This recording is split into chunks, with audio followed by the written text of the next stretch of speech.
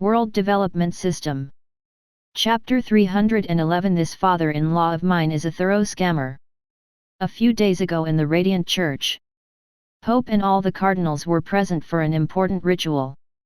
The hall was big and was specially prepared for important rituals. The Grand Hall had a lot of markings that described its history as well as the importance of the Radiant Church. There were tens of sacrifices present who were virgin non-believers. All the servants were busy preparing the hall. After all the preparations were done, Pope David gave a signal to his knights as they started killing all the sacrifices except one who looked the healthiest of the lot. The blood of sacrifices soon filled the array on the ground, which started shining yellow. The blood traveled through the array on the ground, then onto the altar, which soon started showing the signs of glowing. The last sacrifice was unconscious in the altar. The sacrifice resisted for the last time as another soul took over the body. The angel who was shut off by Sarah a few days ago soon smiled as he spoke with a cruel smile as he took over the body. Finally I can come down and teach that non-believer a lesson for making me lose face, shutting me off 4 times and breaking all those heavenly crystal balls. This was so embarrassing between the colleagues up there. It seems I can't use a lot of my major powers. Soon the ritual was finished as the last sacrifice in altar soon gained consciousness with a radiant glow all over. The sacrifice spoke as if he owned the church, a non-believer body, tut. Well, it is at least a body of a human. The sacrifice then gently looked towards the first disciple of Pope who was assigned as the next Pope, and then he looked at the Pope and others as he spoke. Are the preparations completed to teach that brat a lesson? Make sure to prepare the ice fire soul binding chains. This body may only last for 2 years as my soul is too much for this body and I don't want to spend much time in the mortal realm anyway. I guess the last time we had to descend was during Xylo's era. That damn brat even sold his soul and turned himself into an undead when my senior took action against him just so he can take both of them down. Who knew that brat would even damage some of the senior's soul? It was good that he died for good.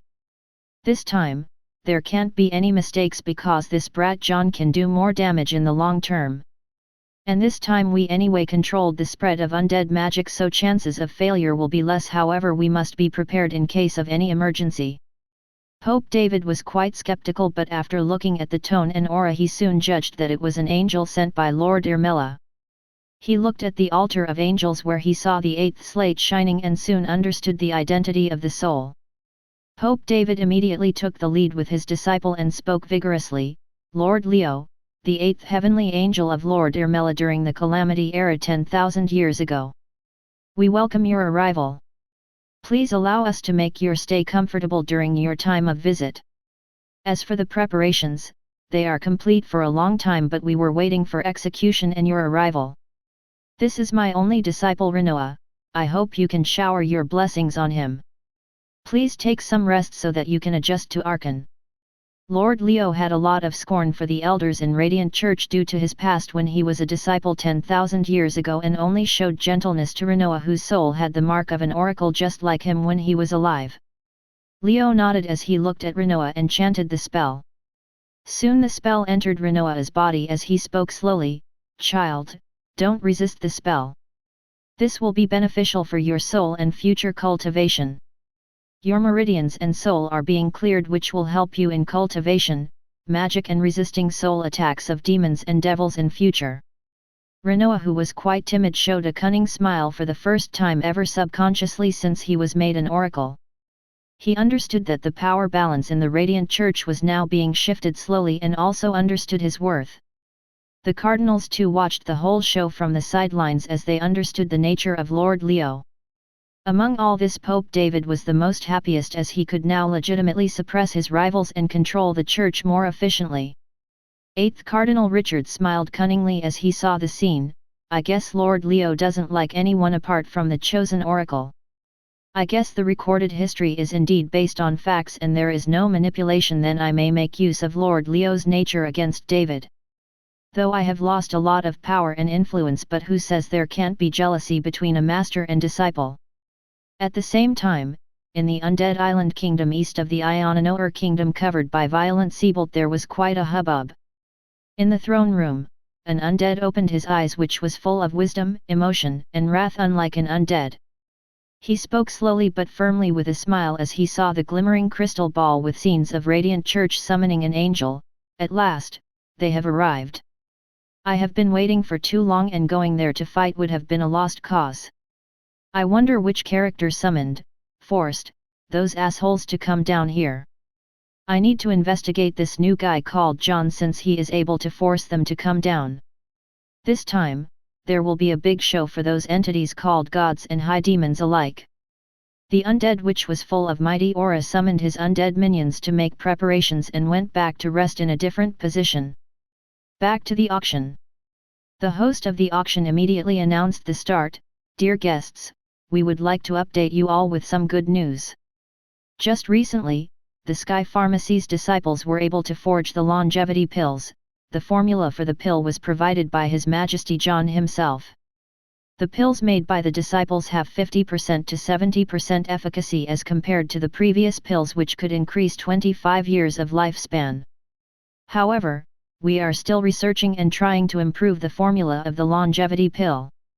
From now on, our auctions will sell 10 longevity pills every day, and it may increase as more disciples learn it. There was a shocked as well as happy expression among all the dignitaries present today. John smiled as he looked at the podium. He asked Taylor, "The disciples are learning quite fast, aren't they?" Taylor smiled and spoke, "Yes, Your Majesty. These days Master Melanie is personally teaching those disciples at the Institute as well as the pharmacy, so there are better results." John thought with a worried expression as he heard Taylor, "It seems Master Melanie is really going to enter politics. Now this will be a headache for me." John then asked, "Is the plan for Sky's education system implemented according to the draft prepared by me?" Taylor nodded and spoke, "Yes. From now on we will be taking national examinations every 6 months for more competitiveness. The curriculum is prepared and distributed to the schools as prepared by you. The newest batch of civil servants will come in 2 months after the examinations are conducted. As far as history is concerned, we have not manipulated it unlike other kingdoms according to your wishes, but we have rather added the opinions of yours and heads of other races from the cultural department to give readers a freedom of thought so that no race here has a superior or inferiority complex for the long-term harmony of our new sky civilization." John nodded as he looked at Sarah's long-term plan with regard to history. John spoke, "It's important to inculcate national identity to our citizens rather than racial, color or religious identity, which can be poisonous, and this approach is good as malicious conspiracies plotted by our enemies can be avoided if we follow this path. I can already see Radiant Church trying this approach to create conflicts between races, religions, and whatnot from now on. As long as Sky's citizens resist this, then I will consider this as a goal accomplished and a win against our enemies." One of the persons at the auction roared arrogantly, 100,000 gold coins. "Humph. These cheap guys just like to package rare items in one deal to jack up prices." At the auction, suddenly one of the demons swiped all the 20 longevity pills for a price of 100,000 gold coins. The demon then looked at John with a sneering expression as if it was beneath him to come here put John in his place. The guard of the demon too was arrogant as if he wasn't afraid of anyone harming his master. Frederick furrowed his brows as soon as he saw the arrogant guy, but didn't refute him as he knew the status and identity of other party. The demon roared loudly as he smiled and ordered his guard, quickly take these longevity pills and give them to Duke Frederick for Princess Diana." The demon then looked at Duke Frederick and spoke cunningly, "You won't reject this, Lord Duke, will you? I heard that last time you accepted a gift from Lord John." Sarah meanwhile immediately commented in a gender-neutral voice before John could scan the demon, "It seems this demon Prince Chad was actually a simp from the way he is looking at Diana beside you and then you. Humph, he should change his name." John smiled and joked as he heard Sarah and spoke, "I think he is more interested in the wealth and power of the Blucia family. He may as well be a simp though." When the demon saw John's smile, he felt as if he was being mocked internally, but he decided to focus on Duke Frederick to make both of them lose face. To remove the dilemma of Lord Duke, John signaled to Quill from his eyes. From this Quill immediately understood and told the host to immediately present 5 more batches of longevity pills instead of the current 3 batches and not wait for this drama to finish. Plato meanwhile was smiling as he looked at the show. Plato spoke to Joel, "You see, this live drama here is more entertaining than the previous show Hamlet, what do you say, Joel?" Princess Rona and Joel controlled their laughs as they and others continued to watch how this scene unfolded. The host of the auction spoke as he got a signal from Quill immediately, "Now we present you our second batch of longevity of pills. We will be presenting 5 batches of longevity pills today so that everyone can have a shot at these pills. We have done this because previously only Merchant Bill was able to procure the longevity pills." Ha ha ha. As soon as the audience heard the host, many kept their silence, but there was one who laughed unscrupulously without paying any heed to the identity of Prince Chad. It was Prince Bitter who laughed to provoke Chad. Duke Frederick smiled as he accepted the gift and spoke, "Of course, Prince, how can I reject you?" Meanwhile, Frederick's bodyguard Lion spoke as he saw the signal of Duke Frederick, "I will be bidding 110,000 gold coins. Anyone wants to bid a higher price?" Demon Prince Chad had red eyes as soon as he saw the tricks. He pointed his finger first to the host and then Lion, who made a mockery of his display earlier. "You!" Demon Prince Chad looked at Lion with deep eyes and spoke, "Don't try these petty tricks on me, Lion. You won't be able to bear the consequences. There are many events in this world where people die unknowingly." While, Chad thought, "It seems I made my move too early. Well, I still need to use this humiliation to my benefit. I thought I could make a mockery of both Duke Frederick and this upstart king, then find an excuse to meet Duke Norman and other nobles." Frederick smiled as he spoke, "Is there a problem, my prince?" "Lion, what do you think? Give me your explanation immediately." Lion smiled and spoke loudly, "Master, I am simply procuring longevity pills as military supplies for our elites. The autonomy of special funds is in my care when military funds were allocated, and I find these pills worthy enough for our squad to practice taboo magic and not lose any lifespan. Previously I didn't bid more as I recognized Lord Chad and didn't want to offend him. As for now, I don't want to wait for the last batch, as I am sure that those merchants down there would be bidding fiercely for the last 2 batches. Frederick smiled and spoke, "Fair enough. I too feel that they are good as military supplies for training elites, as this saves time and increases efficiency. With this, we can already train 2 squads." Bitter spoke nonchalantly, "I guess brother's mind is muddled in anger and hence this mad behavior. Little brother, why don't you sit down?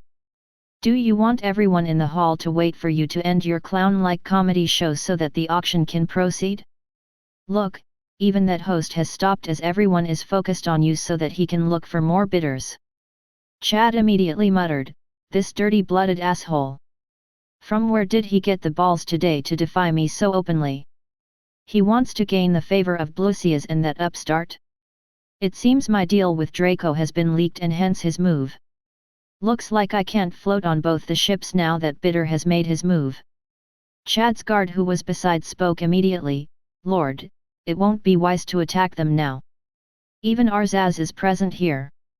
He is beside him in that mask. He may look a bit shorter in height, but from the looks, he has used the taboo magic partial shape shifting. Besides, there are a lot of powerhouses here today, so I reckon we don't attack for now." Prince Chad sneered at them and sat down as he didn't want to make more of his mockery, as he gulped down glasses of strong liquor so as to forward his plans. Plato looked at the scene and commented in a small voice, "What a surprise, Prince Bitter apparently is smarter than Prince Chad. As they say, looks can be deceiving. From this, it can be seen that Prince Chad can no longer pressurize or bet on both the sides, i.e. Duke Frederick and his brother Draco. No, now he will be forced to take sides of his brother Draco, since Bitter has already made his position clear while giving enough respect to Lord John and his intention for cooperation. A very calculated move by second Prince Bitter. No wonder capable people want to serve him despite his low status among all the princes." Joel spoke, "I think that Prince Chad has less information about Lord John and hence his misconceptions as well as the arrogant attitude. Prince Bitter still has the edge as he moved according to his wishes with enough information to make Chad give up on Duke Frederick via his jealousy. So your analysis on both of them is on the spot. Ahem, since no one wants to bid more then I will count till 3. Host coughed and said as he heard Prince Bitter from the sidelines. Finally, things calmed down and the auction was back on track with some added pressure as all the longevity pills got sold. The host of the auction then introduced the next item. Ladies and gentlemen, behold this sight which you may remember for ages to come. We now present to you our latest creation, the Ice Fire Magic Staff. Now you may wonder, how this is different and what are its pros. First, you can engrave 3 magic spells of up to master rank on this staff and can change it as you like according to the circumstances. However, changing the engraved magic spell to another new spell will take 2 hours minimum, so it is best if the 3 spells are already engraved before the battle. Second, during a battle, you can use the Ice Fire Crystal on the staff to recover all of your mana.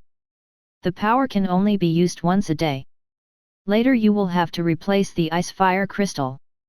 Third, your casting speed will be increased by 20% while using this staff. Why?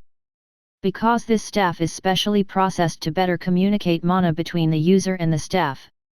As for cons, after you change 20 Ice Fire Crystals this staff will be obsolete and will get destroyed/decomposed. So we recommend not to use the mana recovery skill unless you are in a life and death battle. This novel creation was not done by one party but it was a collaboration of multiple parties which included Lord Tornwall, Lord John, and Grand Podewunner Melanie who also specializes in magic. After hearing this introduction, it was as if everyone in the hall got chicken blood pumped into their veins as people started bidding without waiting for the host to even finish. One of the low-key nobles from Elias who was also a magician spoke immediately, 500,000 gold coins. One of the nobles from Elias expressed shock as he spoke, OMG, this shithead had actually accumulated 500,000 gold coins stashed in his small barony. 700,000 gold coins, shouted Prince Chad forgetting the previous conflict. Duke Frederick kept a poker face as he spoke, 1 million gold coins. Meanwhile, John looked at Duke Frederick as if he was scammed in the previous deal when he saw Duke Frederick's bid. Duke Frederick deliberately avoided John's eyes as if he was a thief who got caught. He thought, this would be worth it even if I spend 2 to 4 million gold coins. Just a small 100,000 gold coins and Ice Fire Magic Crystal after each fight. 19 times usage is more than enough for 10 years at least, maybe longer time if there are fewer assassinations and conflicts. John smiled internally as he thought after looking at Duke, go on, spend your money. You will cry when you find out that our production costs are 50,000 gold coins only.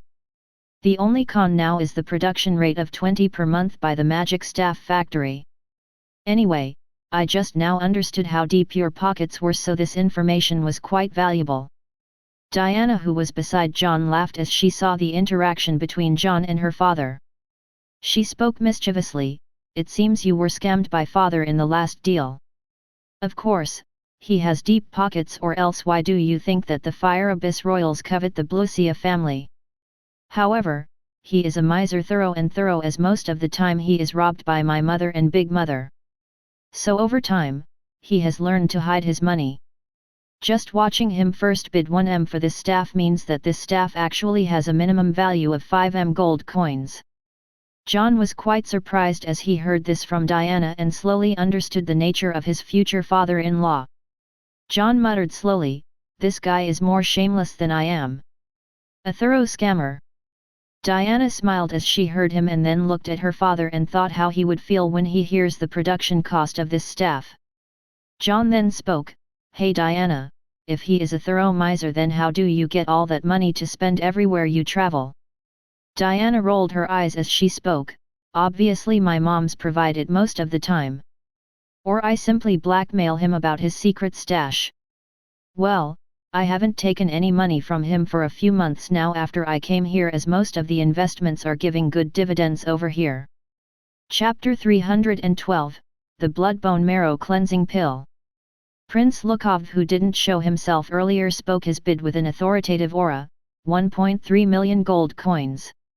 Prince Lukov thought, even if the prices of this weapon lower later on, who knows if Sky would even entertain future sales. Looking at the staff, I can say that the materials used are rare, and hence I doubt if there would be mass productions. I guess John is only selling this now to show off Sky's power and authority to other stakeholders in this region. Anyway, price doesn't matter, as it is a good item for high-end magicians. John was also quite surprised that his status check took more time to see through some parameters of Prince Lukov. Name, Lukov Elias, the Lunatic Prince. Mana, 4000. Power, 5500. Level, 49. Status, super healthy, soul bound to blood demon, disfavored by gods. Species, human. Talent, swordsmanship, high magician, archmage, dark, water, fire, wind and earth magic, scheming, high charm. Owns leader of shadow mercenaries, contractor of the Red Death Sword. John was quite surprised, as he hadn't detected Prince Lukov previously and noticed him just now. He thought, it seems Prince Lukov has different plans today. As soon as John did a status check on Lukov, he felt thick killing intent from Lukov for a second, which was soon suppressed. John thought as he looked at Lukov, from the looks of it, it seems he too can detect something when I try to do a status check. However, I have confirmed one thing, they don't know what I am probing. I guess they think I am checking their total mana. Lukov deeply looked at John and spoke through mental communication, Your Majesty John, it is quite rude to try and check the mana power of others this blatantly. Although many people might not detect your probing, but I am not one of those, as I am quite familiar with seers trying to poke and see my fate. John smiled and spoke, that was rude of me, as this was a new ability which I gained recently, so I wanted to see who can detect it and who can't. Please meet me later on, as I will certainly give you a good enough explanation. Justin, the minister of Duke Blackwolf too, was looking at this bidding from the sidelines, but was shocked after watching the arrival of Lukov. He thought, our spies were fooled by him. Duke Blackwolf needs to be informed about Prince Lukov's interest in this magic staff as soon as possible. I too would have bid for this staff if I had enough money and guards now. Duke Frederick had an irritated expression but still made his bid, 1.8 m gold coins. Unbothered by another bid of Duke Frederick, Prince Lukov watched him once and immediately bid, 2 m gold coins. In the end, the bidding reached 2 m gold coins, which was won by Lukov. The ice fire magic staff goes to Prince Lukov. Duke Frederick looked at Lukov for a while but gave up after looking at his determination to win this staff. He thought, let's give up and not offend him. I am sure that John has more of this stuff. I will later ask John for more. I just hope that he doesn't butcher my wallet or other resources. Our Isethorn sword just pales in comparison to this sword. This is so embarrassing. Next time, we need a better product to showcase our might and power. Anyway, this staff is worth the money, unlike the arms in the market.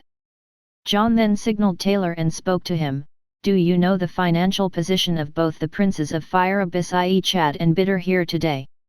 Taylor thought as he understood and spoke, yes, as far as I know, Bitter is richer due to his mercantile activities as well as his close contacts with merchants, so I guess Bitter is richer, at least when it comes to outside Fire Abyss. In Fire Abyss, Prince Chad is able to borrow money from his relatives or other nobles, but outside Fire Abyss he doesn't have any reputation, unlike his brother who has business relations.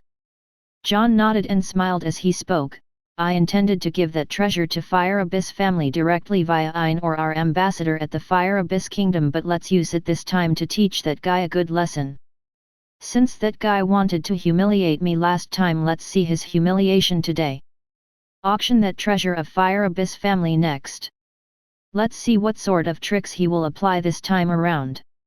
Taylor nodded and passed on some instructions which were carried to the auction host. The host of the auction looked at Prince Chad, then made a wicked smile as if gloating to see his doom, and then presented the next item. Our next item will certainly please those who appreciate culture, history, and arts. It has been said that Fire Abyss Kingdom has produced many eminent demon mages. But there is one such mage of the Fire Abyss family who changed the way they fought after his research on their blood magic to boost the constitution of demons.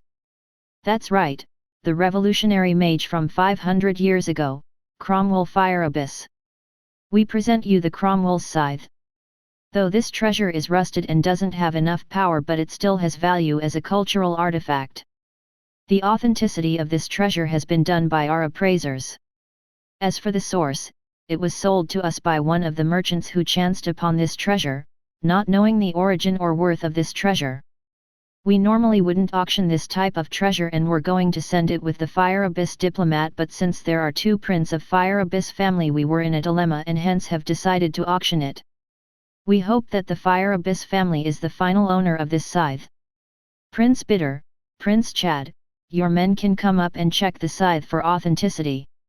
Prince Chad had a sullen look on his face as soon as he heard the auctioneer, while Prince Bitter was quite happy as he signaled some of his men to go and check it. Prince Chad thought as he looked venomously at the auctioneer, who gave him a pitying look, "It seems this particular auction is a scheme to plot against me, this time by that upstart king. Looks he is quite petty when it comes to the matter of face and love. Even if I rage and claim it as a fake treasure, then Bitter will buy it and present it to Lord Father, which will anyway determine its authenticity, and this will make me lose face.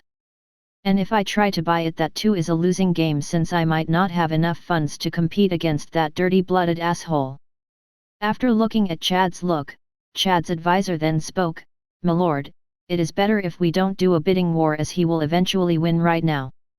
We are not in the Fire Abyss capital and it is hard to arrange more funds immediately. Make an excuse that as it is a family heirloom, it won't look better if both the brothers fight for it, and since he is anyway your older brother, then use his older age to your advantage in the narrative building in the upper class that you wanted to give him face." Chad looked at the advisor and then spoke, "This plan might have been feasible if only Bitter and I were competing, but look at that guy Lukov over there. Have you forgotten about him? I am sure he too will bid to make Fire Abyss family lose face." Chad's advisor looked at Lukov and immediately understood and murmured in low voice, "Thorn family's daughter Oppo." Chad rebuked him immediately in a harsh manner, "Don't even speak her name. Do you want us killed over here? Just see his Phrygian killing intent. I am sure he won't give face to anyone when it comes to that event. Have you forgotten that previously he killed eldest brother Vertsalon's right arm, i.e. Demon General Bell, in cold blood, as he mocked both of them and talked about their conspiracy in open with ministers of Elias? He, along with Elias ministers who mocked them, were all killed brutally. Just some new low-leveled ministers and servants were spared so that they can spread the news so that people know about the consequences." Humph, Bell was quite unlucky that Lukov was also spying that day. Anyway, it was good for us since Vertsalon lost his men. Though many might not know, but Thorn family currently is supporting Prince Lukov from behind the scenes, and hence I am being neutral in dealing with them. This was confirmed by one of my elite spies in the Thorn family, and hence my stance for a few years now. I guess most of the powers might already know this, but you have to consider this in mind. Anyway, I will deal with this matter my way. 500,000 gold coins. Without waiting for others to check the treasure, Prince Lukov immediately made a bid without shaking any eyelid. He spoke with complete derision on his face, "Why do you guys even bother to check when you can't believe the validity of John's own auction? John is someone who will prefer losing money rather than lose face in such an event with so many big personalities." Humph. Prince Bitter was the first to react, as he too immediately made his big bid in order to deter others from participating in it immediately. He thought, Prince Lukov's words are quite on the mark. I shouldn't even have bothered and immediately make my bid. 1.3 million gold coins. Enon, the dwarf ambassador too, joined the bid this time around and spoke with a smile, 1.5 million gold coins. I think this treasure, just from a cultural and historical perspective, will look good at our National Museum. Chad then spoke to Bitter via mental communication, "If you need more funds, then you just need to ask aloud in front of others. I have 2.5 million gold coins in reserve for this trip." Bitter immediately ignored Chad and then spoke to John via mental communication, "My lord, I hope you can give me face and dissuade Prince Lukov from the bidding. I will give you a satisfactory deal later on. John nodded as he thought, anyway, we currently don't have a channel to sell our goods at Fire Abyss apart from Blucia Duchy and the Fire Abyss black market. Also making connections with other important figures will be useful. Okay, let's give a try to Lukov since this connection can give me long-term benefits. John then spoke to Lukov via mental communication. Prince Lukov, I would like to give you a bit of good advice with regards to this scythe. There is no research value in that scythe with regards to magic or fighting techniques. This scythe only has cultural value since it was the first scythe used by Cromwell Fire Abyss. I would also like to mention that the next item will need a lot of funds and it is an item worth great value since its production will be very low, i.e. 100 every year and only 10 will be auctioned every year. Lukov thought as he heard John, true, he wouldn't have bothered to auction this item if it had any value in terms of magic research. John's domain is anyway bringing out new technologies and access of business to these technologies will be beneficial for me in long term. Anyway, this time only these two kids Chad and Bitter are present here unlike Vertsalon or Felix, so even if I make them lose face it won't be much to Fire Abyss or that brother of mine. Lukov smiled a bit but scoffed and spoke, so what if I need to spend some more gold coins?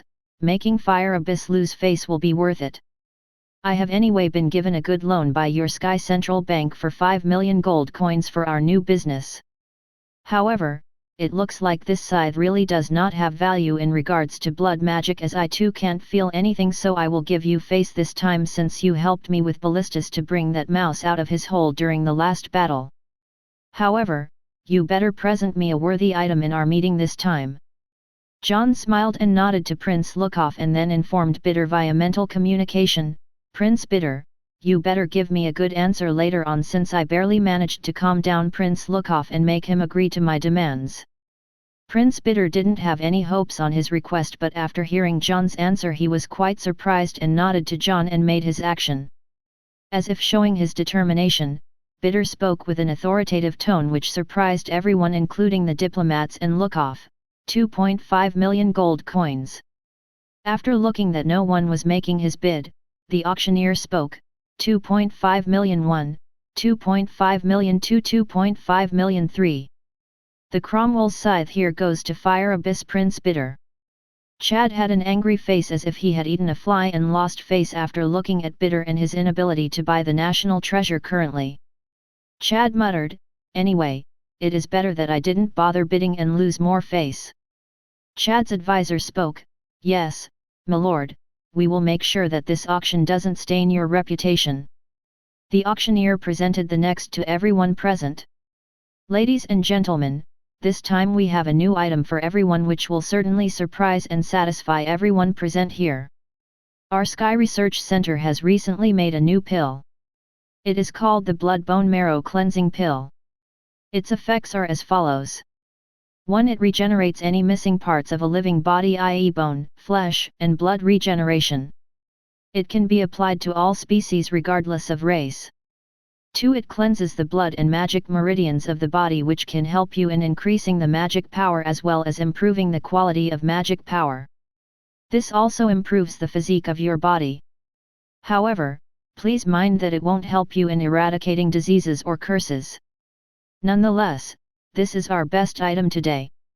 You will also have to mind that only 10 such pills will be auctioned every year due to the scarce and high-end resources required to make this pill. Today we are auctioning all the 10 pills of this year's quota in a batch of 2, so in total there will be 5 opportunities for people present over here to buy. The base price of these 2 pills is 1 million gold coins. Chapter 313, Power Capital quotes 3.5 million. The auctioneer continued, to show the effectiveness of this pill we will be using 1 spare pill from our side on one of the veteran officers. Major Harry had lost one of his hands in our previous war, and due to his contributions, we have decided to give him the first pill. Although we had previously used this pill on both animals, humans, demons, and other species, it has been found to be safe through various experiments and hence there are no side effects. We are making this live demonstration so that our claim can be verified on site by everyone present, as many may think that how does such a pill exist. Please bring the pill. Major Harry, please come forward. Major Harry nodded to his mates and came on the podium as he stood proudly beside the auctioneer. Very soon the pill came in a luxurious box that was engraved with various magic. The one escorting the pillbox used some magic as he unlocked the engraved magic along with the box. The magician handed over the pill to Major Harry as he waited to observe the reactions firsthand, as he was part of the research team which made the pill. Major Harry took the pill in his right hand as he thought and looked at the left-hand side, which was empty. However, he had no regrets as this sacrifice saved the life of one of his comrades. Lost in his thoughts, Major Harry was awakened by the auctioneer. Major Harry, Major Harry. Major Harry spoke as he realized the situation. I am sorry, I was lost in my thoughts. Major Harry nodded and immediately took the pill as he waited for 5 minutes for it to take effect slowly. Very slowly, the pill started taking effect as his left hand started regrowing. This scene was quite astonishing to a lot of people present here. Lukov was quite shocked as he watched the whole process.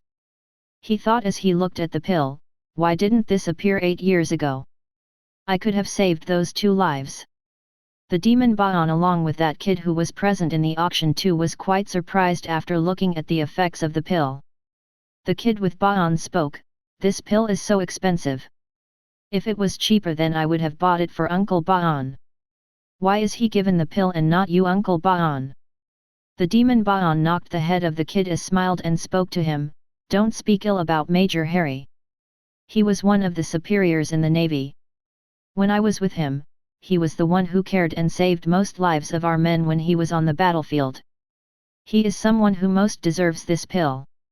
As for why the pill is expensive, it is due to scarce resources.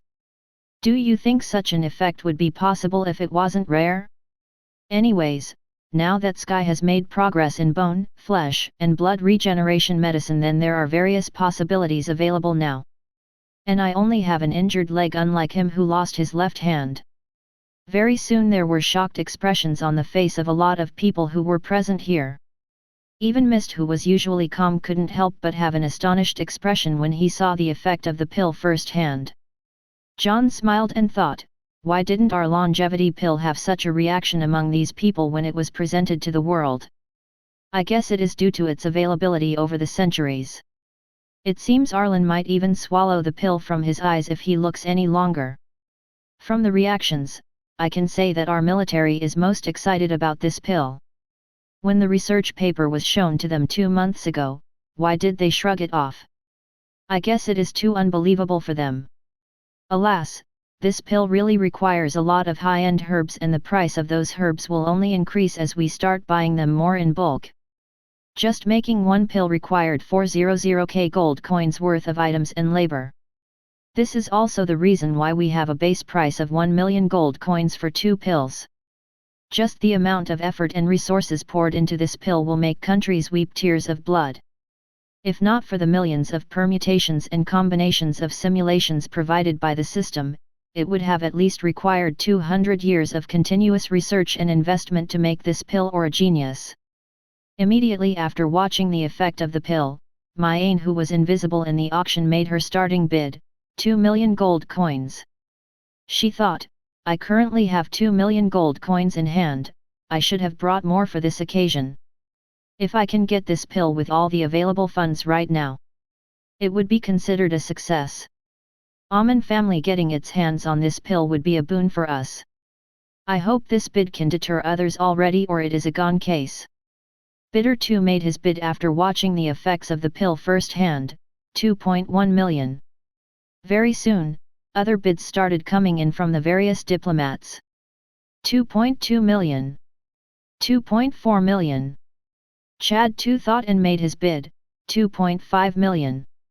This time, Lukov immediately made his bid in an authoritative tone, 3 million. Finally, the other bidders started calming down due to a lack of funds, but were still excited enough due to the current commotion. Anan, Ein, Bidder, Luke and everyone other looked at the pill like hungry wolves waiting for a signal to eat it already. If not for the guards and magicians of Sky present today, they would have immediately pounced at the pill without any decorum about today's event. Mist thought as he looked at the event, I think we would have witnessed the same when the first longevity pill was introduced to this world 5,300 years ago. However, it required a lot of skill along with rare materials and hence the scarcity. Curse our luck that we didn't bring enough money when we decided to travel here. Well, there will be opportunities in the future, so I shouldn't worry about this. During the commotion, John looked at Mist but refrained from doing a status check on him as his instincts told him not to. Plato, Joel, and Luke meanwhile spotted Trevor and Carl as they spoke in a serious manner.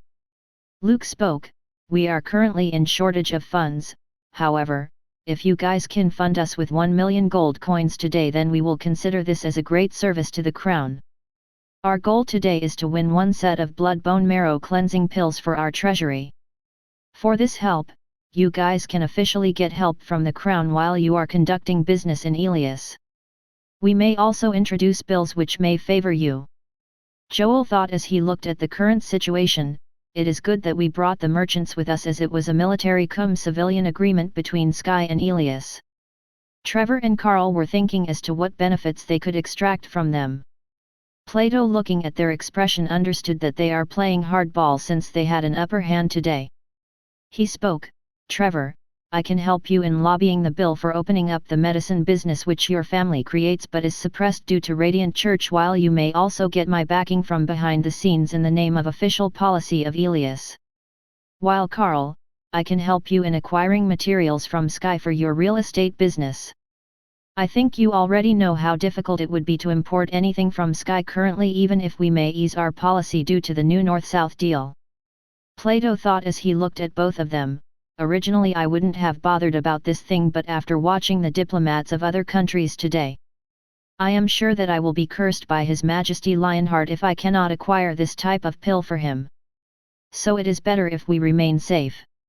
Trevor and Carl pondered for a while and then agreed to their request as it was worthwhile in long term.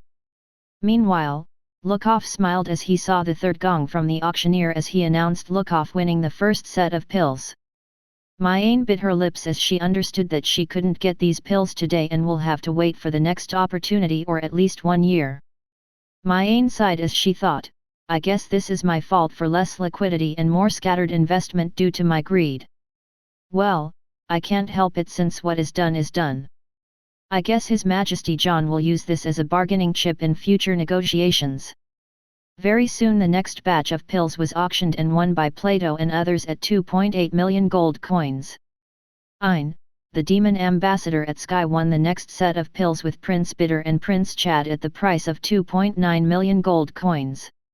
Ein was sweating bullets as he had to balance between both Prince Chad and Prince Bitter, who didn't want to cooperate with each other while at the same time wanted the credit for getting the pills. For the first time after the bid, Prince Chad sighed with relief as he looked at John and thought deeply, "From the way he is showcasing his power just in terms of arms and medicine, I think I may have bet on the wrong horse.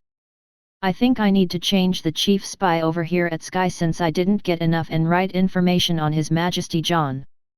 However, the problem is that I have already offended him due to his closeness to Blusia Duchy and touching my interests. Arg, what is done, I can't cry over spilled milk." Enon, the dwarf the ambassador, was also sweating bullets after watching both Plato and Ein winning the blood bone marrow cleansing pill. He gritted his teeth as he too didn't want to get chewed by King Ludwin and borrowed money from human businessmen who wanted to grab such an opportunity. This time, he won the pills at the price of 3.1 million gold coins as the bidding was very fierce in the later stages. During this last set of pills, everyone was unscrupulous as the diplomats had already made their purchases and hence many businessmen grouped and were going to give it a try without minding nobles. At this time, one of the new venture capital firms from Sky called Power Capital quoted their price, which shocked everyone present.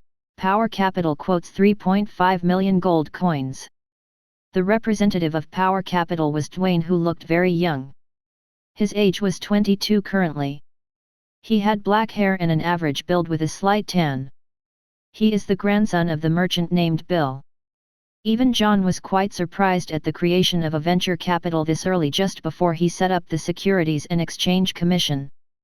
Dwayne smiled as he got the effect that he wanted for the promotion of his capital firm, while at the same time an invaluable pill. Dwayne smiled as his eyes met John for the first time, as he nodded and thought, "This time, my lord, I won't make the same mistakes which I did previously due to the greed of my family." Mist looked at Dwayne as he spoke to Allison. "Allison, that boy's soul has the aura of fate and time. But it doesn't look like he has the blessing of both those gods." Allison too nodded as he agreed, "Indeed. Though minuscule, I can sense it. The less we speak, the better it is for now. We better discuss this later on." John called Taylor and asked, "Give me a detailed report about his company. If possible, try investing state funds and get a stake." Taylor nodded and spoke, "Your Majesty, as far as I know, he is a citizen of Sky and is one of the small stakeholders of Demonic Agricultural Accessories and North Frontier Times. According to our information, he has earned all of his money on his own from the age of 15 till now. However, there is one striking feature." John nodded as he heard Taylor keenly, "Continue." Chapter 314, Fooling the Eyes of Heaven. Taylor nodded and continued, "From last year, after you acquired the barony, North Frontier Town, he has always followed our footsteps, i.e. he actively acquired the citizenship of North Frontier Town, which also forced his family and grandfather to migrate here after some time as they were worried about him. He also actively freed the slaves which were owned by his family despite resistance from his family, but earned praise from our officials." Taylor continued as he recalled all the incidents and reports related to Dwayne. Previously he also funded researcher Mark in North Frontier Times despite resistance from other shareholders in the company to develop illusion cameras, and hence his increase in stakes. As far as his other investments are concerned, he has been very spot on. He is also one of the major suppliers of raw materials such as mulberry berries, zilch berries, and other items required for making reinforced cement and other items.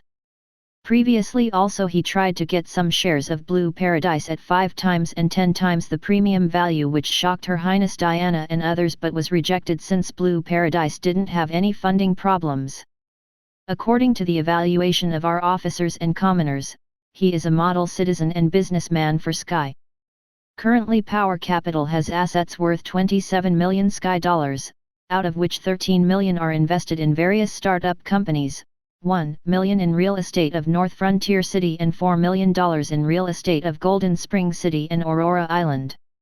And this has also sped up the development of those cities. Though not comparable to rich families and nobles of other countries, but Dwayne's own assets currently are worth 4 million Sky dollars. He has also actively promoted the usage of Sky dollars among businessmen of Sky. Diana, who was beside John, spoke after hearing of Power Capital and Dwayne. "Yes, he did indeed approach us to buy 7% of our stake previously at extremely high prices, but I didn't want to sell it since there were no funding problems, as well as other girls also didn't want to sell their stakes since we liked the work here. By the way, Blue Paradise also has a stake of 4% in Power Capital since he invited me humbly even after I rejected his proposal to buy a stake at Blue Paradise. I think he is good at managing capital." Even John, who used to remain calm, was quite surprised by watching the profile of Dwayne. He thought, "It is as if he wants my attention, but it seems he is cautious of something. Does he have some agenda? Nah. If he had an agenda, then he would have surely hidden his tracks from me and my officials. And from the way he is looking at me, it doesn't look malicious or creepy, unlike when I face my enemies. Okay. To get more clarity, let's meet him and check his status as well so as to gauge his intentions." After auctioning the pills, the host of the auction announced, "I hope everyone over here enjoyed today's auction. I now announce the end of the auction as all the main items have been auctioned. Now, the ball will start along with meetings with Lord John. The ball and party now will be handled by the officials of Sky who were just recently promoted. As for the meetings, most of the appointments are already made, but if anyone new wants an appointment today with His Majesty, please approach Lord Taylor's secretary so that he can inform if it is possible." At the end of this auction, a lot of people sighed with disappointment as this auction was carried out without any notice and hence many people were unprepared. My aunt too sighed as she looked at the pills with a bitter face. As soon as the auction ended, Dwayne was filled with invitations from other businessmen and some small nobles as well. However, he immediately approached Mist, who was looking at him curiously. Dwayne spoke to others, "I hope you guys can excuse me as I would like to have a talk with Lord Mist. If there are inquiries related to Power Capital, you can contact our persons and office at 13th Square Street, North Frontier Town." The other major shareholders of Power Capital smiled as this was the effect that they wanted to create via today's auction. Dwayne humbly approached Mist as he spoke, "Lord Mist, could I have the honor to make your acquaintance?" Mist nodded for the first time and spoke, "You are a quite peculiar kid, but you should not make such obvious moves which may become dangerous for you. Today was one such move when you made that announcement which made you the focus. It was as if you knew that there would be an auction today and hence prepared the funds. So you should be careful." Dwayne had a look of shock as he became worried and thought, how could he know? Are my moves this obvious? Mist smiled as he saw his shocked face and spoke, "Calm down, if I wanted to kill you now, you would not be standing in front of me. Also, I can see that your soul doesn't harbor any ill will in your actions, so it's okay for now." Dwayne nodded sincerely and spoke, "Lord Mist, how did you come to doubt me?" "Because I don't think many people could detect anything." Mist smiled as he saw his sincere question and spoke, "Well, as a grand archmagician of nature magic, I can see that your soul has a fleeting aura of fate and time but not the blessing of both of those gods. I guess you may have acquired their blessings in the future. And then there was today's action. You are lucky that you didn't meet anyone else who has my level of detection. Though not many people can detect it, however you should be careful. Don't resist this spell which I am about to put on you. This spell will help you against future troubles." Dwayne had a very shocked expression as he thought, "I guess I can't hide anything from Lord Mist. Even my 2 lives' worth of experience is nothing in front of his vast experience of 10 hundreds of years. Anyway, let's hear him out." Mist signaled Dwayne, who was still thinking, and spoke, "What are you waiting for? Do you want me to use that spell in front of everyone here so that everyone takes notice? Follow me to the guest house, we will talk there." Dwayne nodded as he followed Mist. In the guest house, Dwayne along with Mist and Allison were present. Dwayne hesitated a bit, spoke, "Actually I would like." Allison raised his hand and stopped Dwayne, "It's okay, you don't need to tell us about the future. It has already been distorted." Mist nodded and spoke, "I guess it was bound to happen and anger God of fate since the gods depended on seers too much to maintain control. So how much of the history have you changed by your actions?" Dwayne nodded as if he was a disciple and spoke while Mist with Chink on his magic staff started using the spell on Dwayne, "I changed some of the fate of my family in hopes of changing their nature, which has given some results. I have also cut relations with my uncle, who is a staunch believer of slavery and Radiant Church. The thing I regret the most is not being able to stop the massacre which started the war. In the past life, it wasn't the Greenwoods village that was massacred but Blue Valley village, which I emptied out by hiring everyone in the village for my raw material company and transferring them to North Frontier City in the name of tight work schedule along with higher wages. I guess certain things can't be changed. However, this time, there were 4 survivors unlike last time, which changed the course and narrative of the war. As far as business activities are concerned, I have created Power Capital 5 years early this time and also invested in some promising industries. This time I also progressed the research of illusion cameras by 1 year after many people start funding in the stock market and Sky Institute." Allison thought as he heard, So the only major changes you did were the Greenwoods massacre and cutting relations with your uncle. Your uncle may become a big obstacle in the future since he is blood related. And you approaching us today also has a reason, right?" Meanwhile, Mist finished chanting the spell as Dwayne's body got covered by the magic and got absorbed instantly. Mist nodded and spoke, "Now you will remain safe in case you encounter a dangerous situation like this time where we detected your situation. After hearing out Allison, Dwayne nodded and spoke with determination, I don't regret cutting my relations with my uncle, or else an unforgiven tragedy would have befallen our family. The very fact I haven't killed him now is me being very merciful to him. And yes, I did approach you guys for a reason. I wanted your help in today's signing ceremony of the North-South peace deal. In return, I am willing to give you guys one of the blood bone marrow cleansing pill. And I am sure that you will require this pill in the future. Mist spoke as he heard Dwayne, it seems, something major will happen today. Dwayne nodded and spoke slowly, yes, nothing big but controllable. However, I wanted to avoid as many casualties as possible. Today, Radiant God, Irmela's angel, and Radiant Church will do a big show which may affect today's event. Lord John probably already knows about it. However, this time, I want you guys to prepare a formation that can even fool the angels. I want to change this one event as much as possible. Looking at Dwayne's determined eyes, even Mist was quite surprised. Mist thought as he looked at him, no wonder, he got favored by gods in future. I wonder what happened in the alternate future. Nat, it won't be good knowing too far in the future and get heaven's curse. This boy is unique in a sense that his soul has even fooled the eyes of heaven. Allison looked at Mist and then at Dwayne as he spoke, Kid, the conversation that we had today, you shouldn't speak to anybody else or else you and the other person may really become unlucky. Don't tell even John about this. Also from now on, nobody will be able to detect the aura of fate and time on you. Today, you were able to have a conversation with us because of the formation at this house. Mist nodded and added, though we usually don't interfere in war or matters of gods, however since you have already warned us, I will help you out even at the risk of angering Irmela since you have clear eyes. Don't lose that shine in the future as well.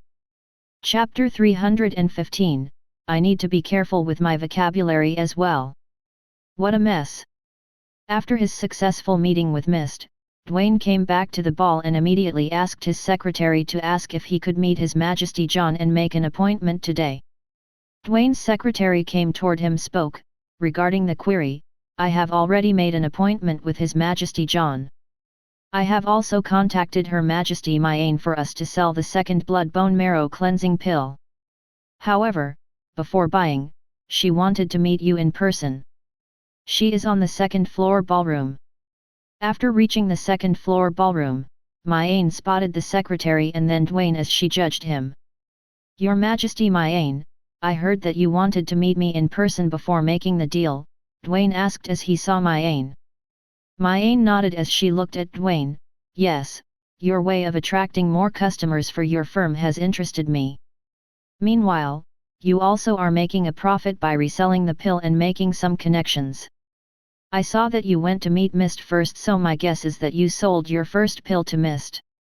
Dwayne smiled as he understood how devils worked and acted his past normal self. You overpraise me, Your Majesty, I am just a normal employee trying my best to market and make profits for my business. I alone am not the owner of Power Capital. A lot of others have a stake in it while I take premium commissions for managing their wealth. Mayane looked at Dwayne with serious eyes and spoke, okay, anyway what is the price for the pill? Mayane thought as she looked at Dwayne, this guy surely has a lot to hide since he was even able to deal with elves this easily. Dwayne nodded and spoke, my current selling price for the pill will be at 2.1 million sky dollars. Mayane looked at Dwayne and smiled, it seems that you were prepared and were observing most of the customers and the current psychological price at the auction. I saw that your secretary had also tried to approach Prince Chad but was kicked out halfway by his guards.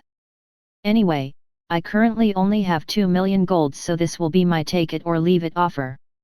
Dwayne acted as if he thought and spoke, okay, I can accept your offer but I have one condition, i.e. in the future I want your law firm to represent us in all the cases. Mayane looked deeply at Dwayne and spoke, how did you know that I am going to set up a law firm here at Sky?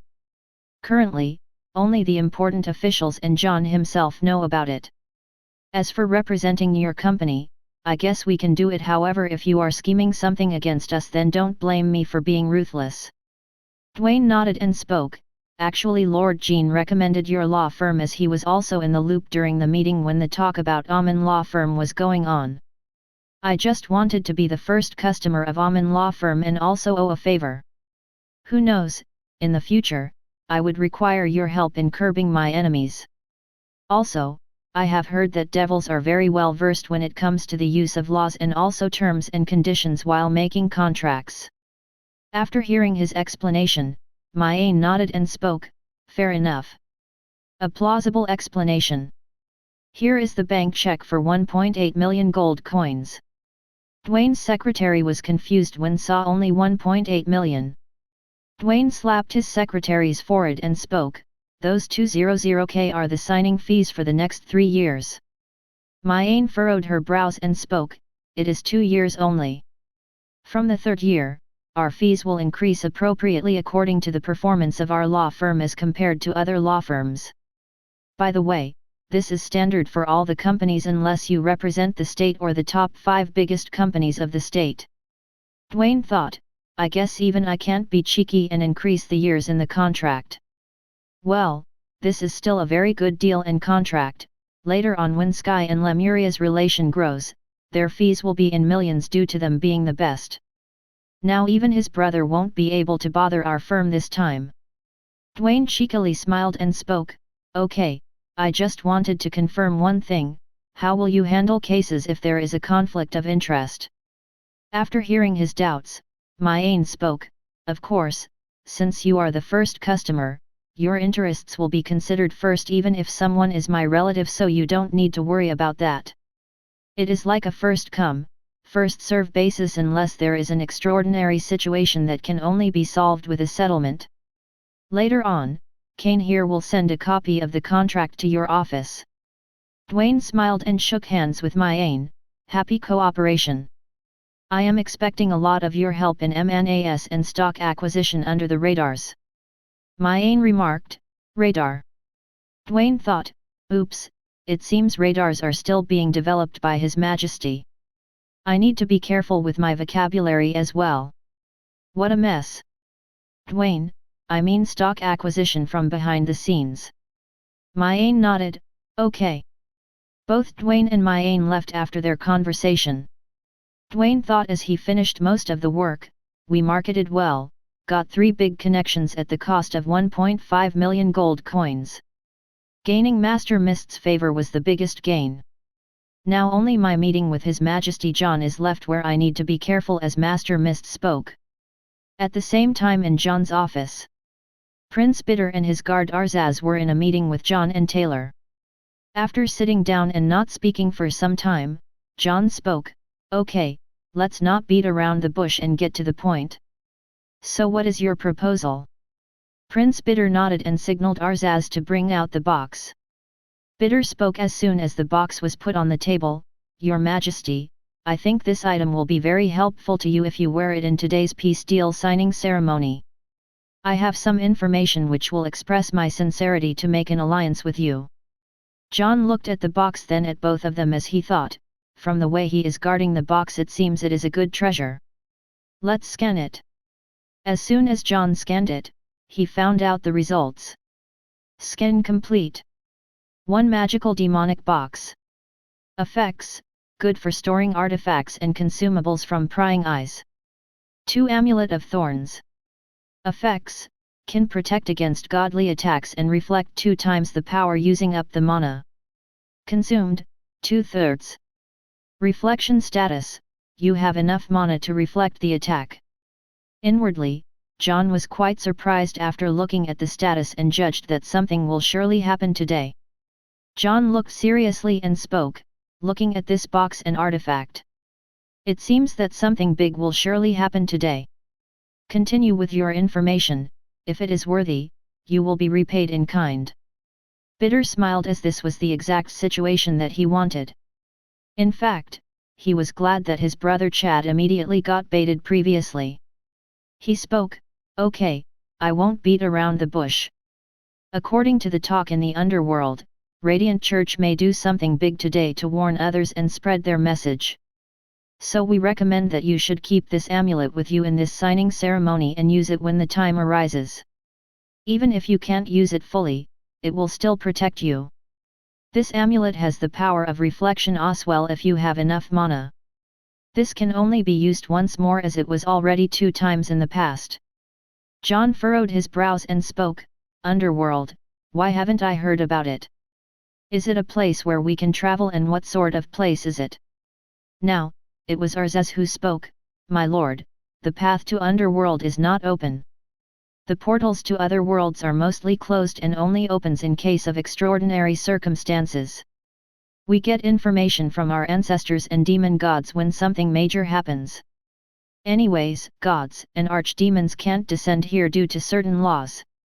But their bidding is done via their intermediaries like the Radiant Church or the Netherworld Church.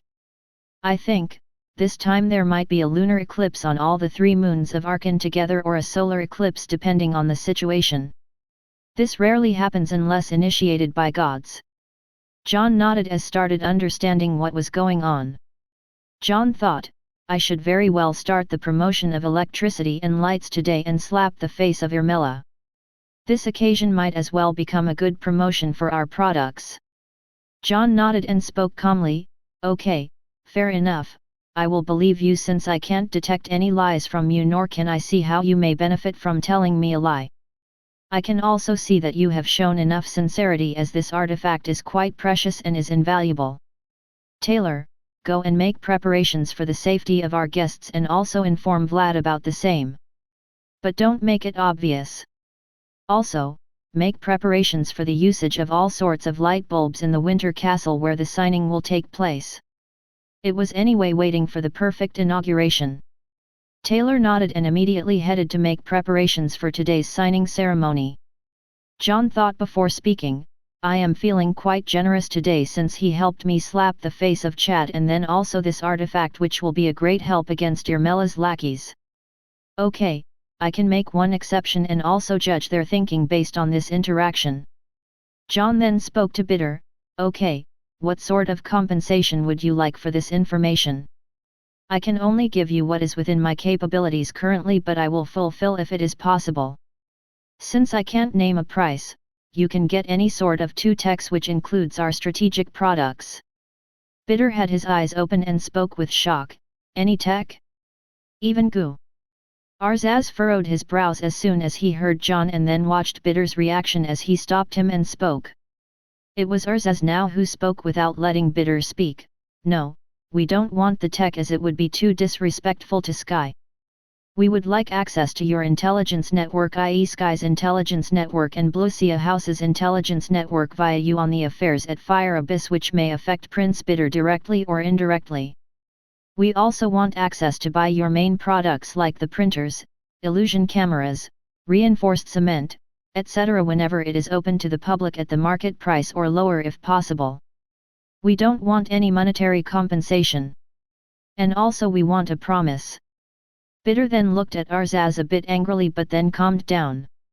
John looked at Arzaz and then Bitter as he spoke, Interesting.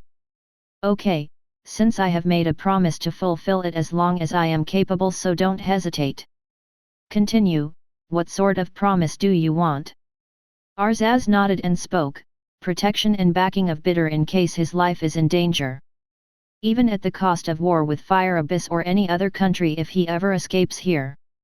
This includes political protection in present. John then thought deeply and spoke, Why do you want to bet on my small country that much and ask my protection? As far as I can see, Prince Bitter is quite capable. If you had asked me for the technology of making guns or strategic weapons then I would have given that without batting an eye since this information is really worth it. Prince Bitter, don't you want any tech from Sky? Arzaz then deeply looked at John and thought, as I thought, he was baiting Lord Bitter towards his guns, cannons, and printing tech. Though we would have made a fortune but we would have lost his respect and this connection would solely remain a transaction. Access to products is much better than gaining tech. Lord John had done the same to the Elias Kingdom when he showcased the ballistas. Arzaz spoke, Why did we bet on Sky? Because my instincts say so. And I don't like to bet on non-living things, guns, printing etc., I bet on living things and my eyes aren't deceiving me. Arzaz thought, what happened to the ballista even if they were in the hands of Elias? Bitter too calmed down and answered John's question, now, we will follow what Arzaz proposed. I was just too excited before. If you are uncomfortable with any provision apart from my protection then please say so. We will accept it. Arzaz nodded to Bitter as he calmed down.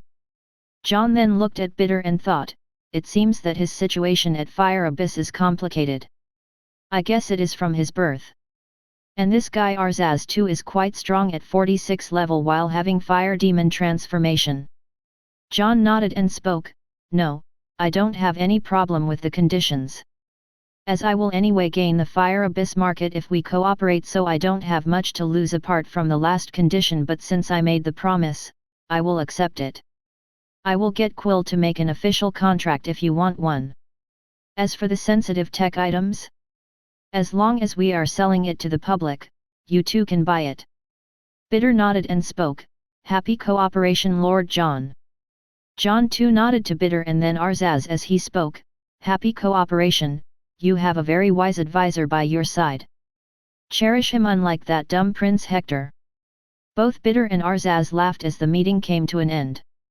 Chapter 316, Meeting Dwayne Miller, 1. After leaving John's office, Bitter calmed down and spoke, it was good that you were present there or else I would have been consumed in greed for power and money. Arzaz nodded and spoke, though Lord John is being generous on us. It is mainly due to the Amulet of Thorns. Many people won't recognize its true power at a first glance. No, not even after multiple glances due to how simple it looked like. However, I saw that his look was quite serious as soon as he glanced at the box. After one touch at Amulet, he determined that it was a true artifact. And most important of all, he never asked us how to use that amulet. Now, do you understand? That means that he most probably knows how to use that artifact. I am sure he would have also given us the gun or cannon manufacturing technology if you wanted, but we would have lost access to his networks. We would only have remained as a partner. I am sure that this gun tech will be perfected in 3 years by other countries. So it is better to have relations based on sincerity. Bitter sighed as he nodded and spoke, true. Even Father has his focus on this tech and has deployed spies as well as researchers to make a copy of guns and cannons. Even if I had got the technology and hidden the factory of guns, what next? It would have been revealed one day or other and it would be a disaster, plus my situation is complicated. Rather access to business was better. Anyway, I have stopped Chad's and Vertsalon's influence in Sky now that we have a deal with His Majesty John. Arzaz nodded in agreement and spoke, yes, let's see what we have in store for today's event. Overall it was a successful trip both economically and politically. At this same time, at the outskirts of North Frontier Town, a space portal opened as people in common clothes came out.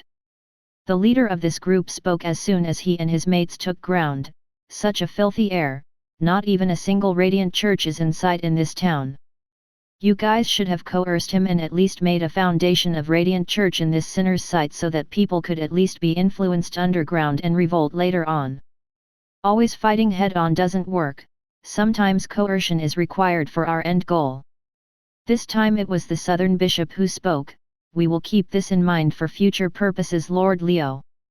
Angel Leo spoke, this time we will only strike at the opportune moment and enter the city with commoners so that we can focus on our end goal.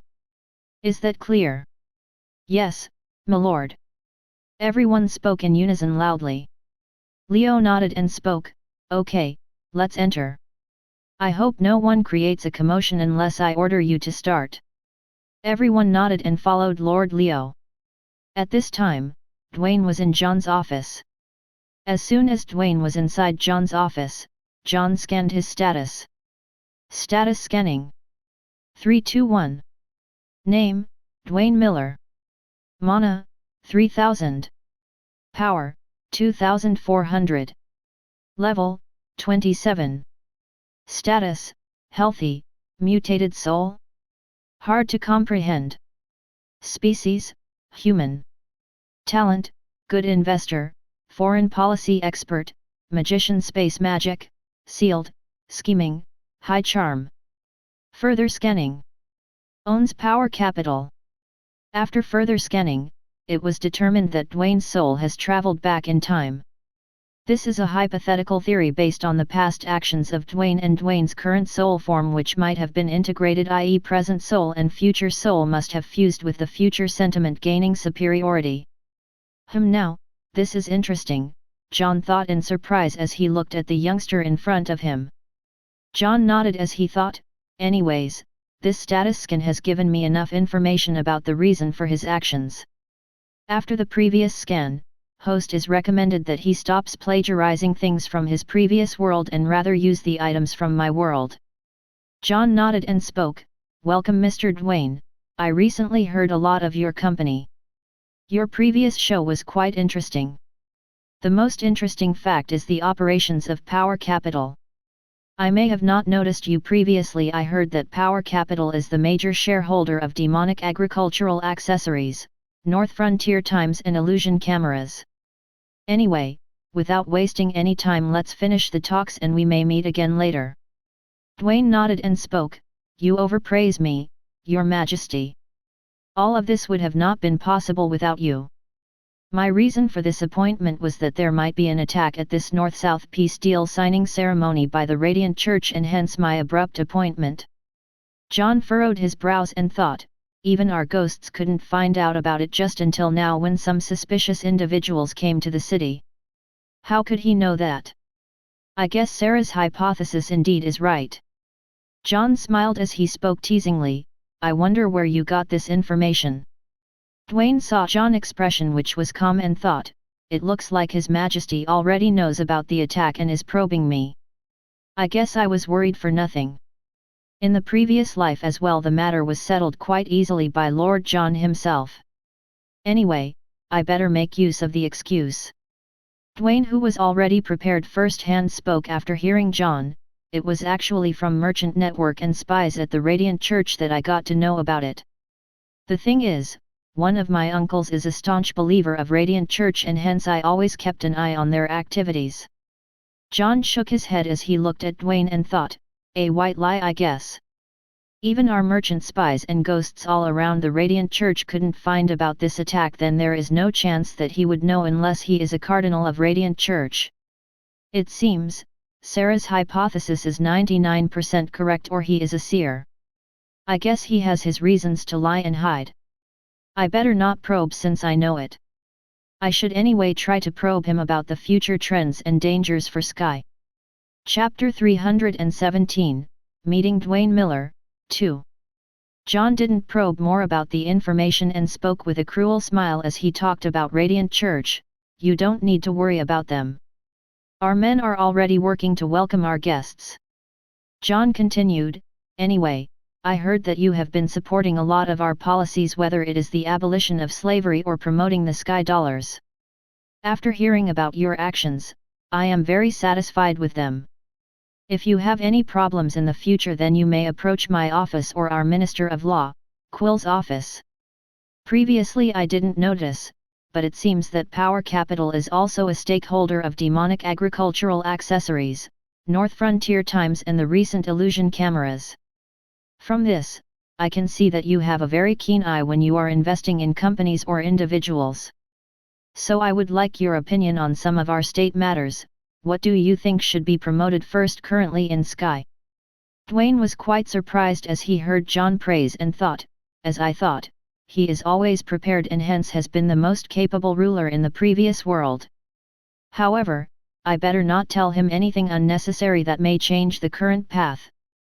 The only thing I should warn him should be about the anti-nuclear catastrophe protests instigated by those other worlders. No, I can't.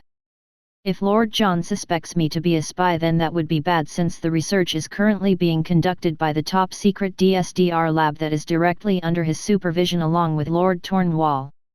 And since nuclear weapons are the most top secret, I can't blabber about anything. Dwayne nodded as he decided and spoke, it should naturally be ease of travel and communication, and that too at faster speeds. Just like how moving money is important. Ease of travel and communication should be focused first and foremost along with the defense of our country. A rich country without any fangs is bound to be trampled by others, and hence a strong military should be there as well.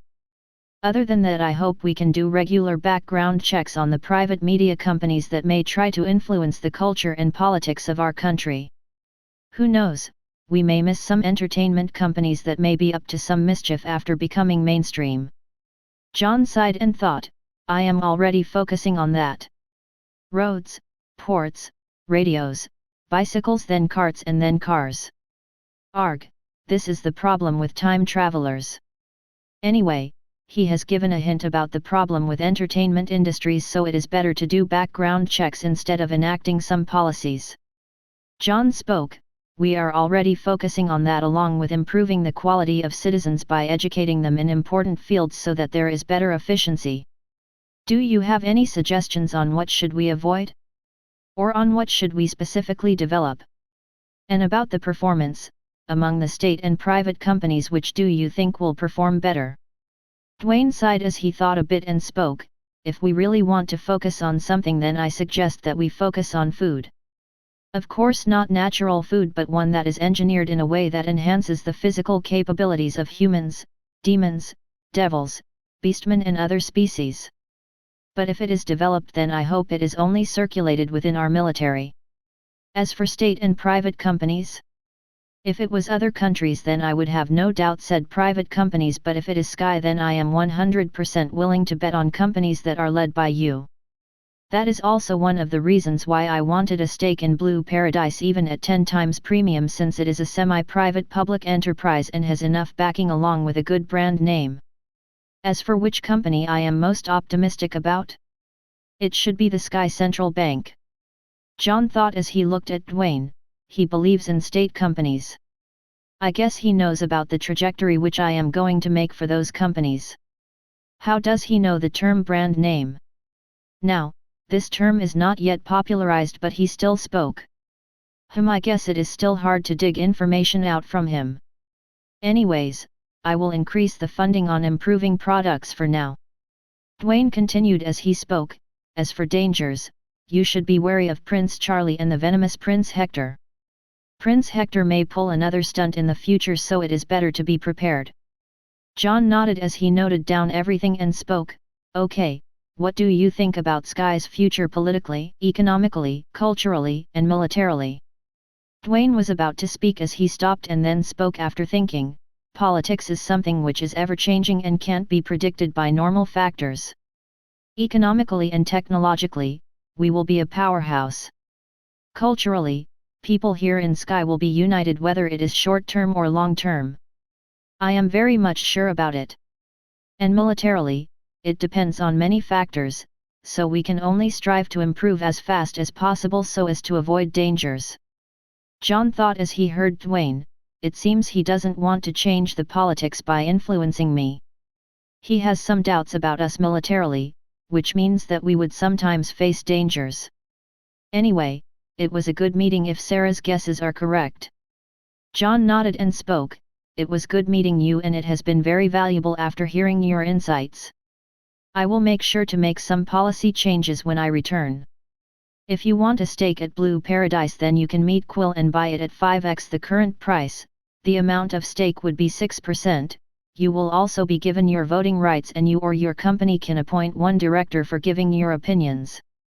As for Sky Central Bank, it will never be listed and owned by the state fully. However, we may enact some laws in future where people can make and operate private banks within the framework of Sky Central Bank. Dwayne was quite surprised that this small conversation let him get a stake at Blue Paradise, which made him quite happy. He thought, now, this is a windfall. This company will expand and rise by 500 times in the next 10 years. Chapter 318, It is okay, he is only rude on the outside.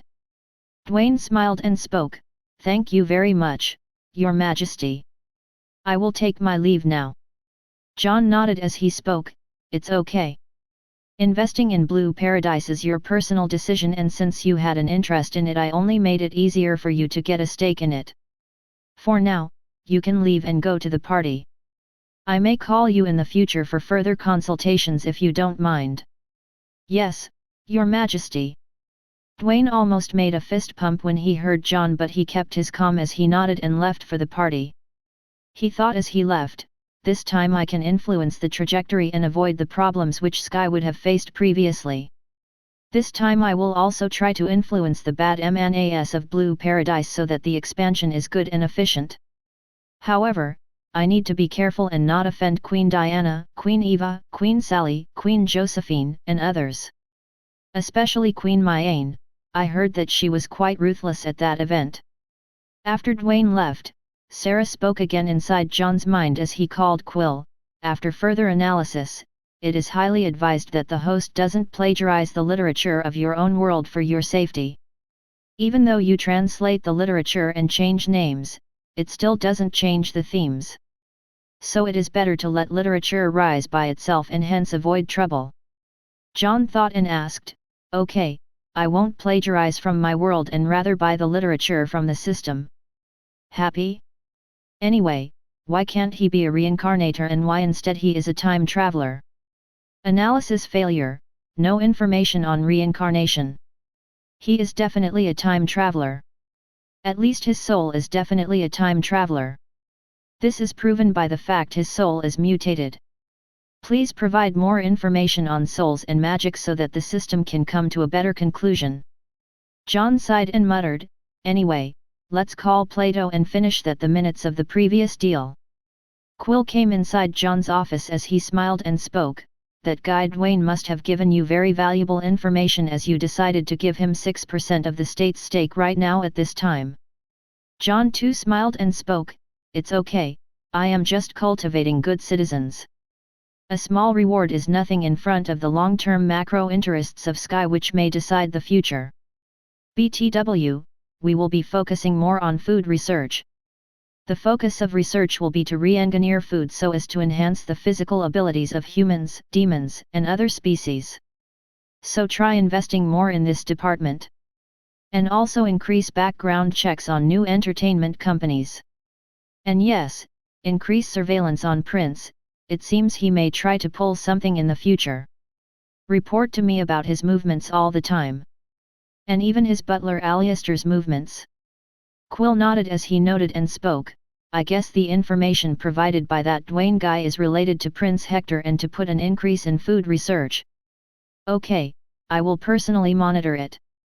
Are there any other things which we need to note, Your Majesty?"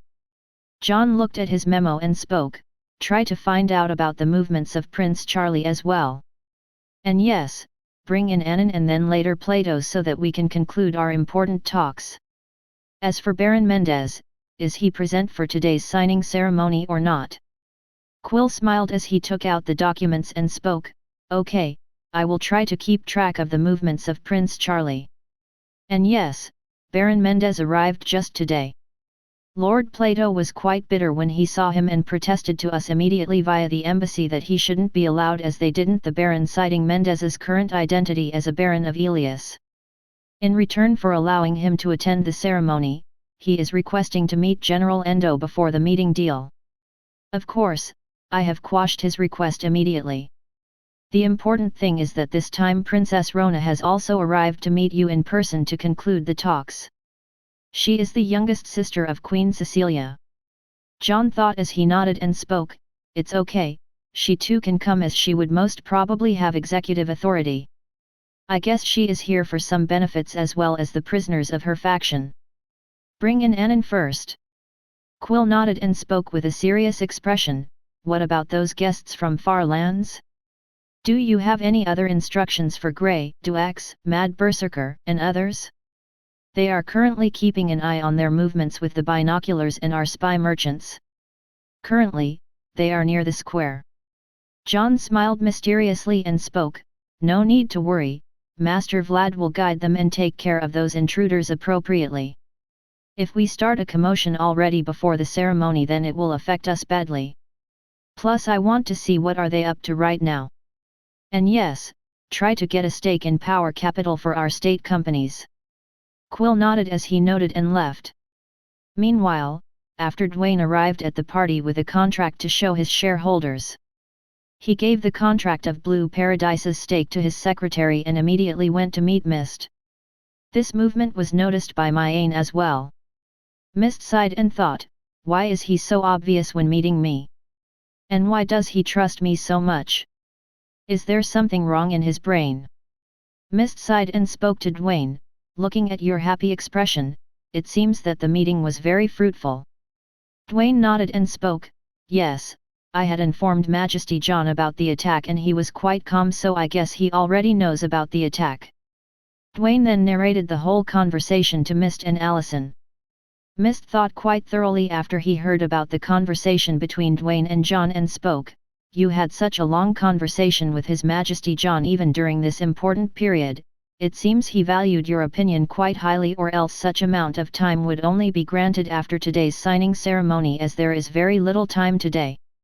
One more thing, there are quite a lot of loopholes in your excuse when you told him about merchant spies and your uncle's connection with Radiant Church, as ghosts have far greater resources, and I saw that a lot of new people came in only now after His Majesty concluded his meeting with Prince Bitter. See, even Diril has come and is instructing people about today's arrangements.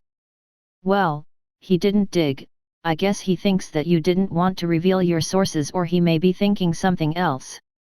In any case, you are lucky even after lying on his face. I guess he could see your sincerity in saving people and hence ignored it. Dwayne gasped as he heard Mist and thought, it seems, His Majesty was quite benevolent. I better not answer those types of questions in the future which may raise his doubts. Mist then spoke, anyways, don't try to socialize with me so much in front of people, or else people would start making suspicions knowing my nature of being unsociable. Make an appointment so I am prepared.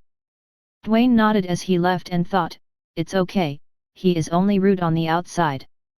When it matters the most, he is the one who protects the people. Chapter 319, Meeting with Annan and Plato. This time it was Annan who was inside John's office to finish the deal for General Knockut and other prisoners.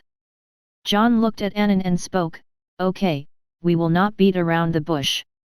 How much are you willing to pay for your men? Or are you going to disown them? However, don't think that I will take this lying down. You know, there are a lot of pirates in the seas, so you too may face some hardships. Annan had a face as if he was eating shit when he heard John. He thought, this guy is practically blackmailing us and trying to extort us in plain sight. And people say that he is righteous? Bullshit. He is simply a bandit. Okay, let's negotiate from our lowest offer for now. Annan sighed and spoke as if he was really being butchered, we are willing to give you guys 20 million gold coins for our prisoners and peace of both the nations. John furrowed his brows and spoke, just 20 million for your army which you raised for 5 to 10 years? I know how much resources you poured on them. Your general spoke a lot when we interrogated him. Annan thoughts, humph, bluff as much as you want. You want to sow discord between us? In your dreams. As if he was angry, Annan spoke in anger, Lord John, you may be rich but we aren't, the most I can give you is 27 million gold coins. And this is our bottom line. Looking at Annan, John thought and spoke, 27 million gold coins isn't enough, how about 27 million gold coins and access to your markets? We won't touch your sensitive industries like magic metal mines and others. Annan thought and spoke, it is possible to give you access to markets, but we would require access to your ships and mana restoring pills which you are going to sell to Fire Abyss, Elias, and other countries. John didn't think more as his goal was achieved, as he pretended to think for some time and spoke, okay, you can get access to them. And yes, stop trying to probe in our factories. Your men's theatrics are quite funny, to be very honest. If your men are seen near military factories next time, then there will be a public show. If you don't know about them, then you better ask others. Annan sighed and thought, I guess it can't be hidden from them. Anyway, buying their items and reverse engineering is enough for now. Annan showed a shocked expression and spoke, I think those guys might not know about the laws of Elias and might be simply curious, and hence the offense of new travelers. John snorted as he heard him and spoke, anyway, you better prepare 27 million and make an official announcement for the agreement later on. Only then will you be allowed to meet the prisoners. And yes, stop trying to interfere in the affairs of Cornwall. Annan had a pale face when he heard John but nodded and spoke, okay, I will later bring in a contract and prepare the required 27 million. I will take my leave for now. Annan thought as he left, the deal was better than what we expected apart from the talk about Cornwall. Access to those ships and mana restoring pills is a bargain for 27 million gold coins. From now on, I will see how that Fjord tries to extort us. Annan laughed hysterically as he was going down from the corridor, which was heard by some people in the palace. At the same time, in the island, east of Ionano or near the violent sea belt, the undead king was looking at Crystal as he sensed that the crystal had lighted. He muttered slowly, it seems he has used space magic. I better start my preparations and leave as soon as possible. The undead king signaled as the generals under his command started making preparations. This time, it was Plato along with Joel and Princess Rona who were at John's office along with Quill. Quill's secretary was entertaining the guests with snacks as both sides remained quiet. Joel's sight was attracted towards glassware as he didn't dare to speak without Plato's signal as he knew who was the guy with power. Looking that Plato wasn't going to speak, John smiled and spoke to Princess Rona, Your Highness Rona, how was your trip here at Sky? Was there anything that was not to your liking? Princess Rona was quite shrewd as she spoke, No, everything was good. However, I didn't like the abrupt auction or else I would have bought that magic staff. John smiled as he nodded and spoke, I liked your honesty. How about this? John signaled Quill's secretary who was prepared and bought the magic staff which was packed in the box. John thought, it seems, she also is a high-leveled magician at level 34. Anyway, let's see how long Plato will remain silent if I gift Princess Rona and make her owe me a favor. John spoke as the secretary brought the ice-fire magic staff, take this magic staff as a gift. Princess Rona was quite surprised at John's generosity as she looked at Plato's eyes which were irritated.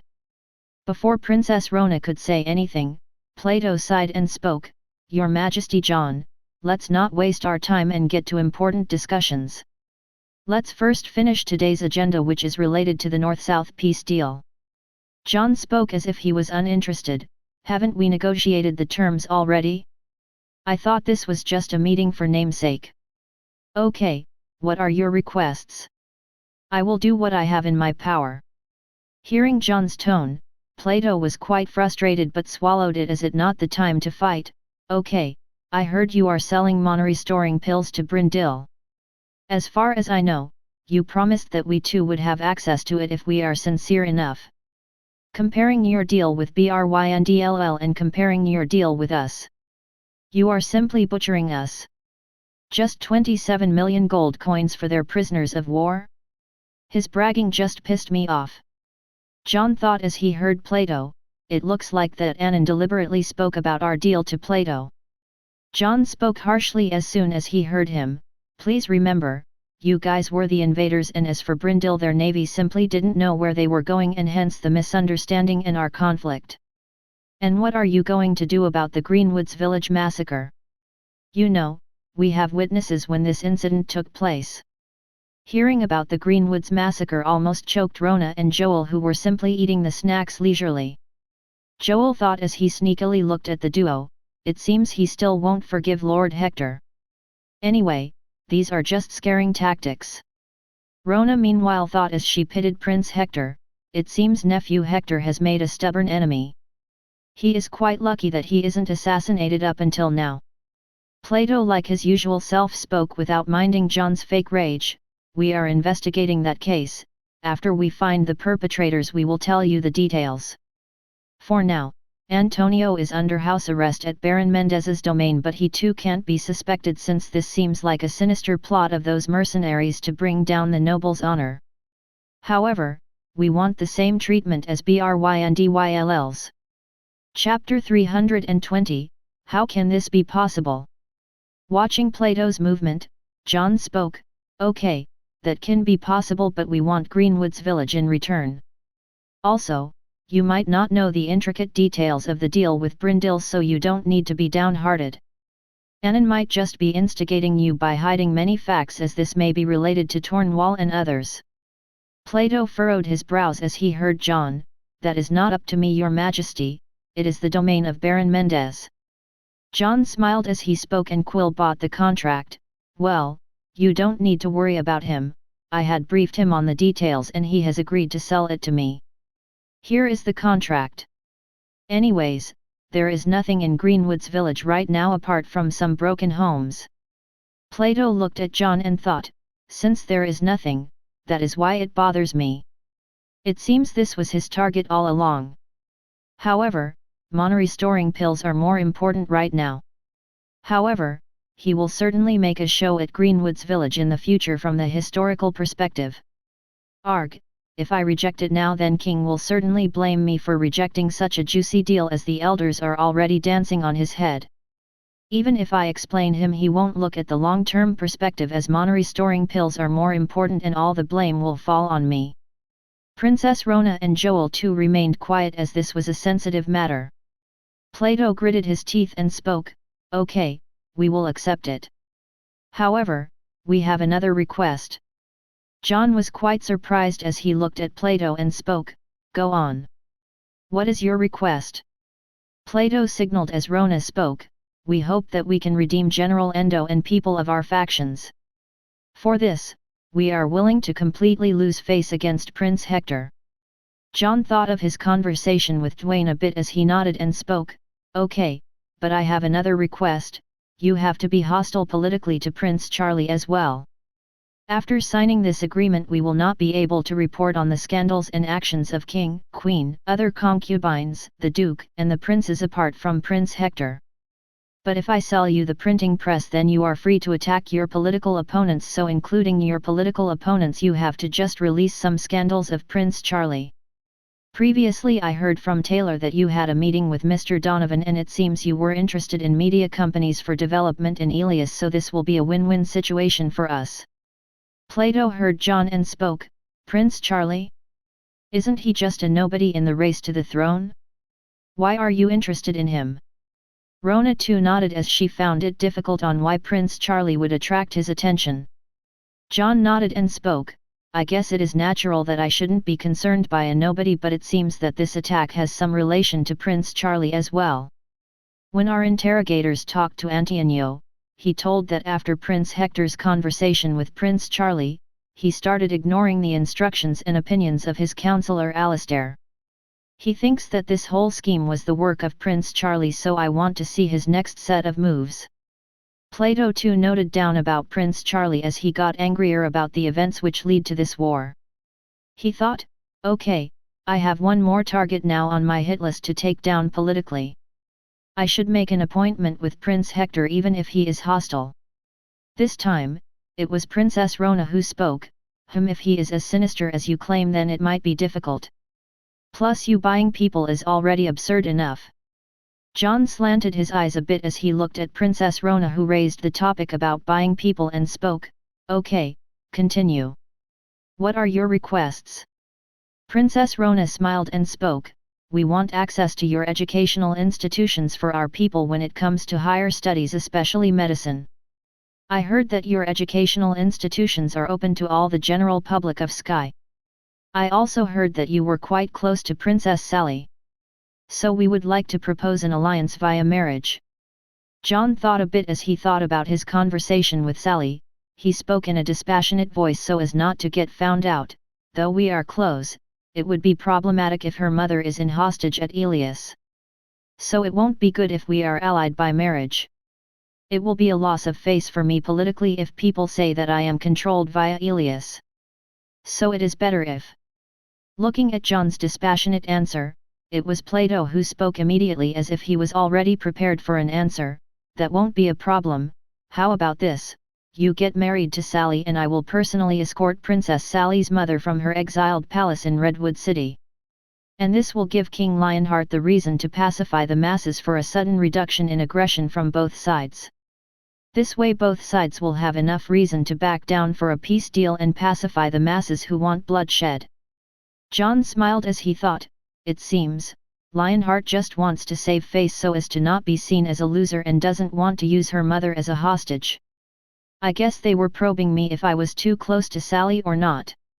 It is good that I already discussed this with Sally. I can also guess that Princess Rona deliberately specified about buying citizens, or else they would certainly slow down the pace of sending citizens even if they were benefited. My most likely guess is that they won't budge and keep on dragging about this unless I agree. And we have a big shortage of people, which can only be solved by immigration or invasion of Elias and other countries. Invasion is impossible for now. Maybe I can add some terms since Lionheart cares about face so much. Rona didn't speak as she seriously looked at John's expression. After looking at Rona's face, which was serious, John spoke, but I have some conditions if you guys want to save the face of your kingdom in this peace deal. Rona sighed as she thought, I guess brother-in-law will be satisfied with his bottom line of keeping face being met, or else I could have only dragged this on forever. However, we could not drag forever officially because a lot of nobles are keen to sell the unproductive slaves to recoup their losses, and this is also one of the reasons why they are in agreement for a peace deal. Rona nodded and spoke, please say. Since you have agreed to our bottom line, then we may try to meet your demands. John thought deeply and spoke deliberately, I want access to your magic metal mines since there weren't many in here at Sky. Plato immediately roared, no. How can this be possible? Rona too was of the same opinion, as this was a national strategic asset. She thought, he is quite a tough nut to crack.